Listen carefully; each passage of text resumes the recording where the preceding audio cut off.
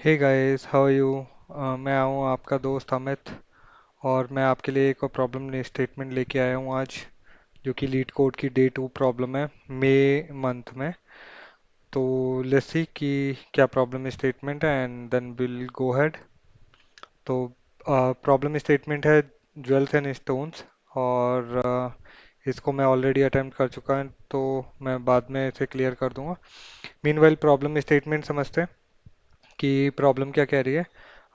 तो you are given an string J representing the type of stones and are jewels, and that are jewels, and S representing the stones that you have, and each character in a S type of stone you have, and you want to know how many stones you have are also jewels.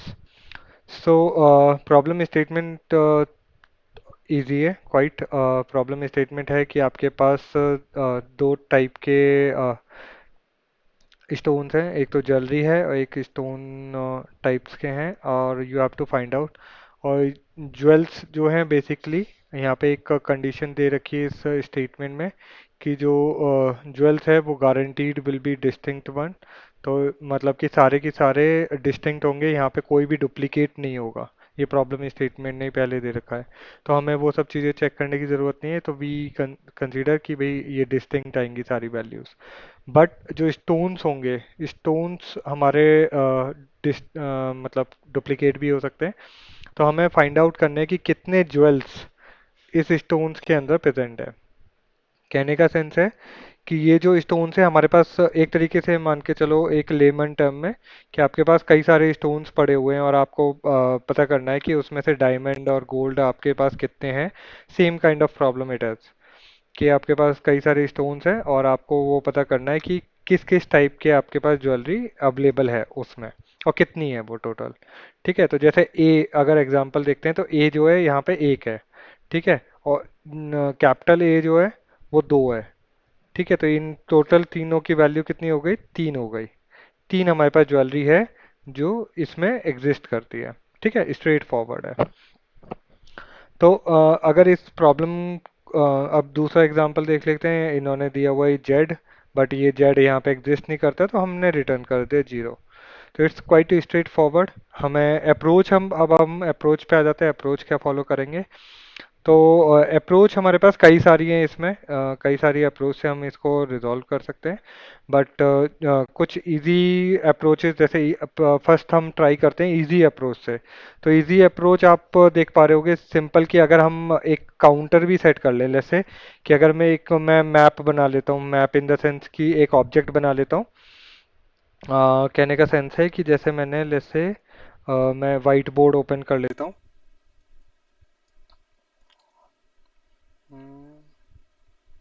White board, right. तो यहाँ पे white board में मैं आपको ये बता देता हूँ कि इसका हम मैप कैसे क्रिएट कर सकते हैं। मैप क्रिएट करने के लिए आप चाहें तो ये ऐसे भी ले सकते हो। Let me just note pad open कर लेता हूँ मैं समझाने के लिए, कि जैसे कि मैं एक मैप क्रिएट भी कर सकता हूँ, जहाँ पे एक एक कैरेक्टर ए उठा लूँ पहले, और ए का काउंटर वन कर दूँ, राइट। और फिर मैं कैपिटल ए उठा लूँ।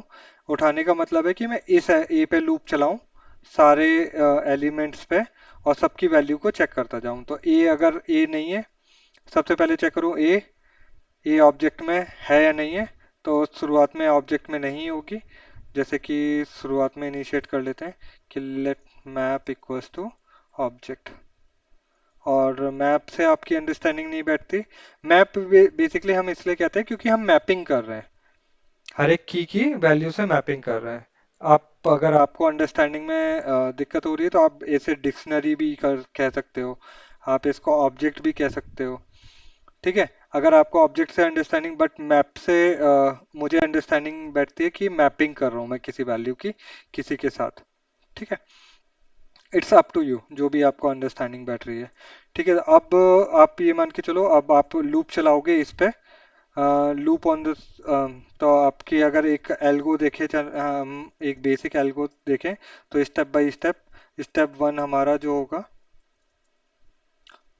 स्टेप वन, ठीक है, loop through each element in S array.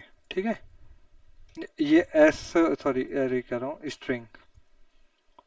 हर एक एलिमेंट पे हम इटरेट करेंगे सो दैट कि एक एलिमेंट हो।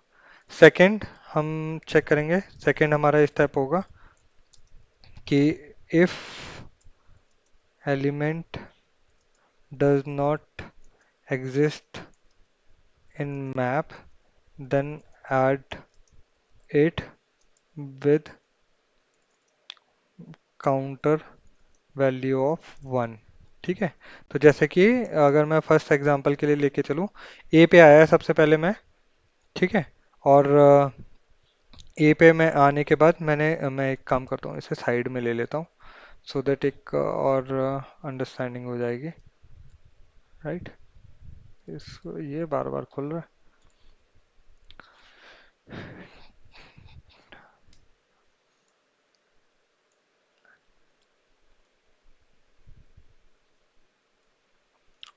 ठीक है,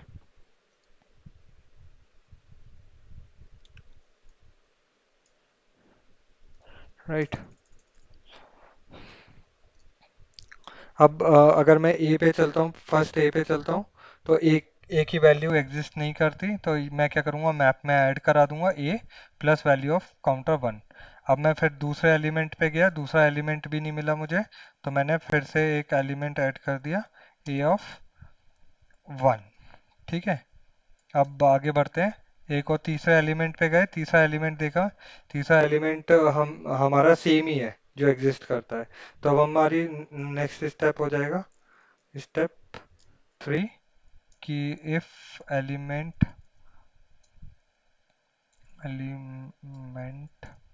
already exist in map then add counter and then increase counter value by one. ठीक है, तो हम क्या करेंगे, अब देखा ए हमारा ऑलरेडी एग्जिस्ट करता है, तो हम इस काउंटर की वैल्यू को 2 कर देंगे।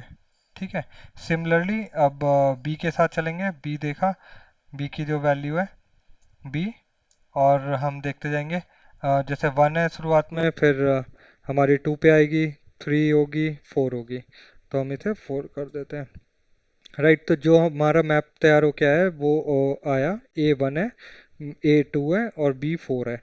अब हमें क्या करना है, एक ये तो एक हो गया लूप शुरुआत में, ये इजी, ये हम इजी अप्रोच लेके चल रहे हैं जिसमें हम इस पे इटरेशन परफॉर्म कर रहे हैं और इस पे इटरेशन कर परफॉर्म कर रहे हैं। ठीक है, algo one basically solution easy. ठीक है, अब हमारा स्टेप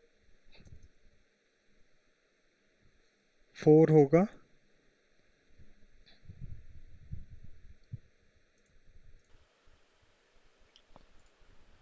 सो स्टेप फोर है हमारा कि if like iterate over each and every element, हम हर एक एलिमेंट पे इटरेट करें और इसका काउंटर यहाँ से निकालते जाएं, इस वाले मैप जो हमने इस मैप को क्रिएट किया हुआ है।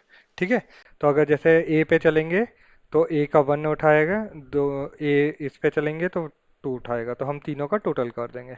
तो जैसे इस पे इटरेट करेंगे, तो iterate over each element in J and increase counter by values of each mapping और values from mapping मैप।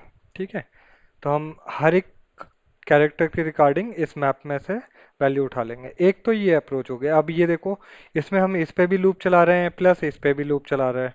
अब एक अंडरस्टैंडिंग ये कहती है, अगर यहाँ पे 10,000 एलिमेंट्स हैं और यहाँ पे लैक्स ऑफ रिकॉर्ड्स हैं, तो हम क्या करेंगे, जितनी भी कॉम्प्लेक्सिटी इसकी होगी प्लस इसकी कॉम्प्लेक्सिटी हो जाएगी, तो मच बेटर हमें कोई दूसरा सॉल्यूशन निकालना होगा जिससे कि हम और इसी एक लूप में ही सारे ऑपरेशन परफॉर्म कर लें। ठीक है, तो उसके लिए second approach, let's say algo to solution, better solution I would से।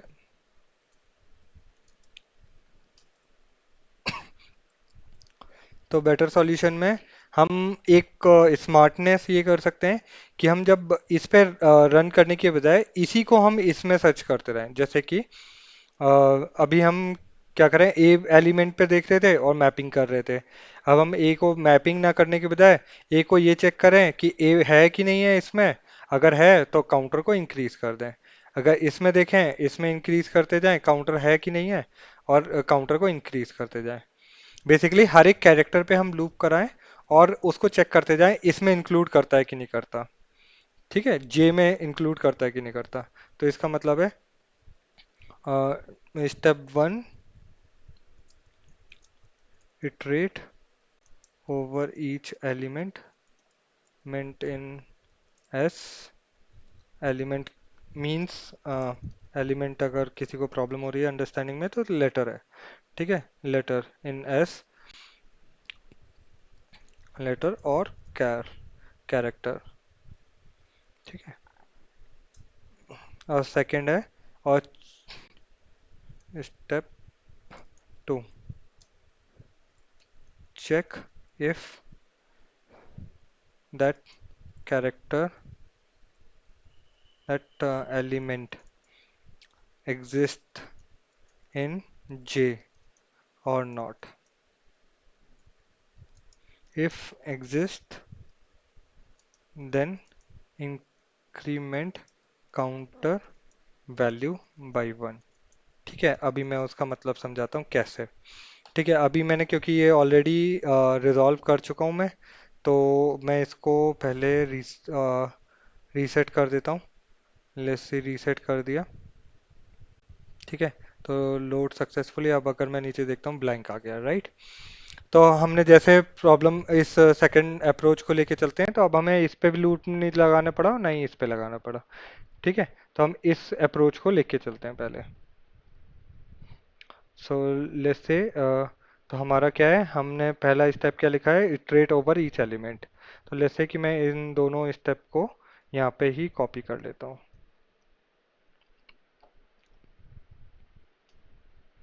ठीक है, और अकॉर्डिंगली हम काम करते जाएंगे। So for let let char in S. ठीक है, इन आपने देखा होगा लास्ट वीडियोस में मैंने ऑफ का यूज किया था, यहाँ पे मैं इन का यूज कर रहा हूँ, राइट।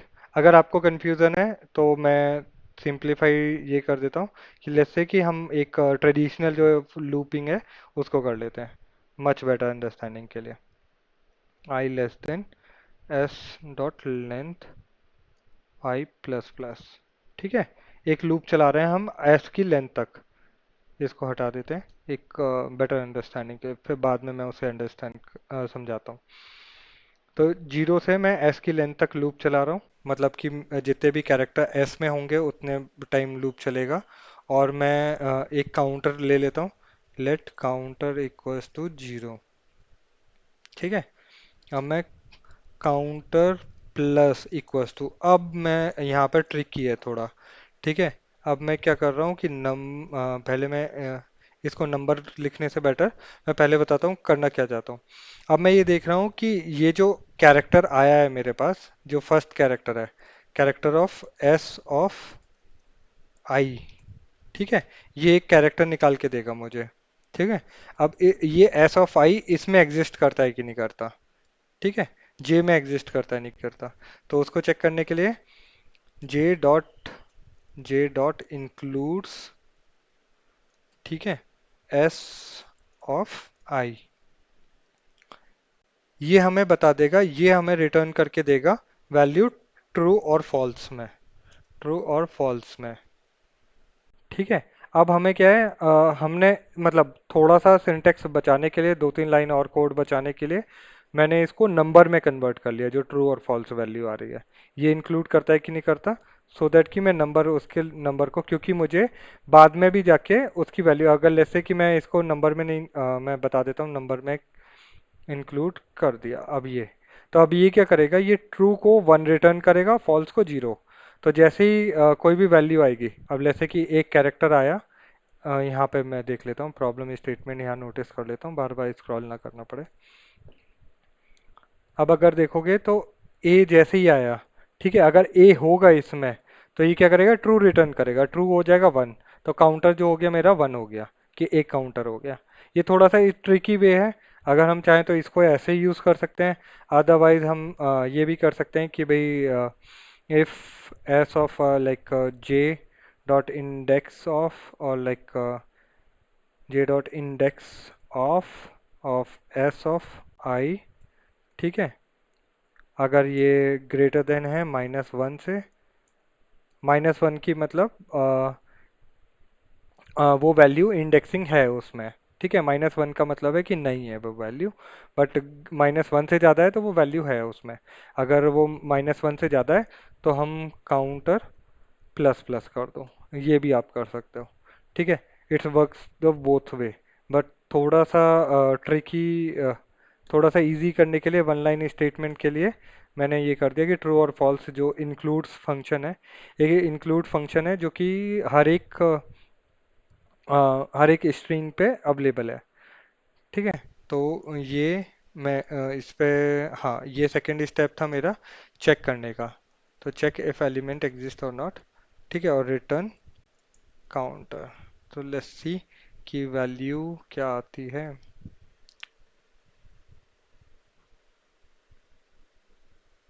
राइट, 3 आ गई, 3 आ गई। राइट, अब सबमिट करके देखते हैं।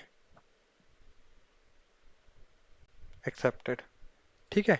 अगर अब मैं दूसरा वे दिखा देता हूँ जो मैंने पहले किया था।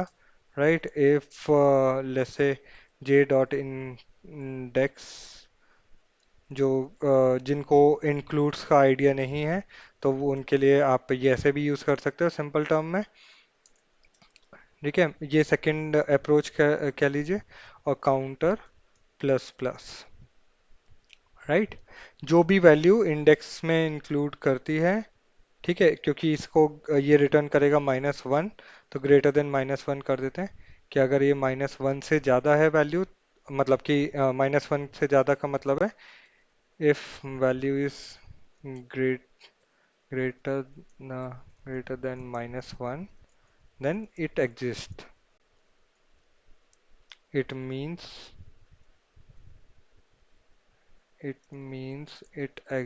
value exists, ठीक है। तो इसलिए ग्रेटर देन -1 और counter plus plus, let's check कि भाई क्या वैल्यू आती है। राइट, 3 आया अगेन, और सबमिट करके देखते हैं कि should be the same one. Accepted, right. और और हाँ, फॉर ऑफ और फॉर इन, ये दो लूप अंडरस्टैंडिंग की आपको ज़रूरत है। मैं एक नई वीडियो बनाऊंगा जिसमें कि मैं फॉर ऑफ और एंड फॉर इन दोनों ही लूप कवर करूंगा, कि ये कैसे काम करते हैं और कैसे हम इनको बेटर वे में यूज़ कर सकते हैं instead of using traditional one, ठीक है। अभी के लिए इतना ही। Good bye, great, thanks. अगर आपको मेरा कंटेंट अच्छा लगे तो प्लीज़ डू सब्सक्राइब, ठीक है। Thanks, thank you guys.